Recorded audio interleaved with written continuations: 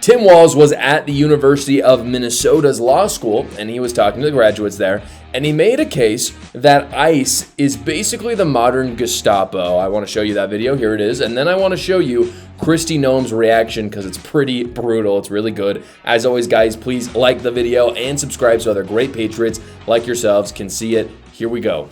Donald Trump's modern-day Gestapo is scooping folks up off the streets. They're in unmarked vans, wearing masks, being shipped off to foreign torture dungeons. No chance to mount a defense, not even a chance to kiss a loved one goodbye, just grabbed up by masked agents, shoved into those vans, and disappeared. To be clear, there's no way for us to know whether they were actually criminals or not, because they refused to give them a trial. We're supposed to just take their word for it.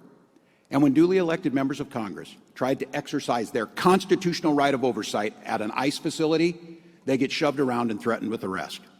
And when courts told them repeatedly to knock it off, they brazenly defy them. Honestly, disgusting behavior from Tim Walz. Like, you got to remember, this is at a graduation. So these are the inspiring messages that Tim Walz has decided to leave the graduates, which really the reason why Tim Walz is there, we all know, is whatever the faculty did there to turn these people into commies. I'm sure that's most of the work they did. Tim Walz is just the icing on the cake. He's really just trying to finish that off so all these people can go on to become judges like Ketanji Brown Jackson. In any case, Tim Walz is a liar. Everything he says in that is a lie. And Kristi Noem calls him out. At least the X account does for the Homeland Security, which of course, Kristi Noem is the head of Homeland Security. This is how they responded, and it's pretty fantastic.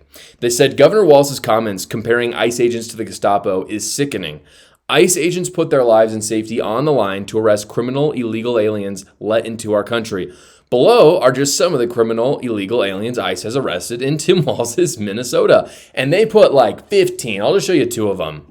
First one, on May 1st, 2025, this month, ICE arrested Abdurrashid Elmi, a 50-year-old illegal alien from Somalia. His criminal history includes convictions for murder, driving while intoxicated, and disorderly conduct. One more that I'll put in there. On April 24th, ICE announced the arrest of Eric Martinez Mondragon, a 25-year-old illegal alien from Mexico and a member of the 18th Street Gang, a very dangerous gang. He served time for robbery and possession of a firearm, and it gets much worse. Frankly, I omitted a lot of the worst ones in there because YouTube would make me take the video down. So, brutal takedown. I mean, really good. A great takedown from them in just honesty and transparency of what ICE is doing. I think everybody finds it incredibly fascinating that the people that Democrats want to defend more than anybody right now are men like the ones in that tweet that came into our country illegally. Like, here's the deal. This is my position on the illegal immigrants. There's a lot of illegal immigrants in our country, at least 11 million. That's kind of the estimate. I don't fault them because if I was an immigrant, if I lived in Mexico, if I was a citizen of Mexico, I would want to come to the United States too. It's the greatest nation on earth, no question. Who I really fault are Democrats, for like Biden, for instance, who literally lets all of those immigrants in with absolutely no strings attached. There's absolutely no accountability. So I blame Democrats. I do not blame the illegal immigrants. However, if there are brutal, convicted murderers, other awful things, again, that I can't say on YouTube, get rid of them immediately. And the fact that we have ICE agents that are willing to put their lives on the line to get them out is fantastic. All the other illegal immigrants, I think that we should treat them kindly, and I think they should still be deported, but those ones should be brutally taken out. I should take them out. We should use every bit of the law to do it, even something that might be construed as violence, I think is more on the side of justice, considering what they've done into our country and how they haven't been here in the first place. I think most people agree with that. I think it's fascinating that Democrats want to defend them so bad, even though they are the worst people that could possibly be in the United States, and it could ultimately be the downfall for them in 2026 and 2028. I think Republicans have made a few mistakes in the last few months. I think the momentum in some ways can be with Democrats, depending on how you look at it. But right now, how they handle the immigration problem is not doing them any favors at all. The recent polling on immigration, by the way, is pretty interesting. If you look right now, President Trump, this is from The Economist. If you look right now, Trump's net approval is +5 on immigration. +5 is very, very good. Very, very good. It's his best issue. He's clearly handling it like the American people want. Another interesting thing that came out today, this is from The Catalyst. This is the presidential elections among Hispanic men. And you could see here that in 2012, Obama won Hispanic men by plus 24. And that lead essentially just keeps dwindling until Trump this last time won Hispanic men. And since 2012, which really wasn't that long ago, that is a 30-point swing.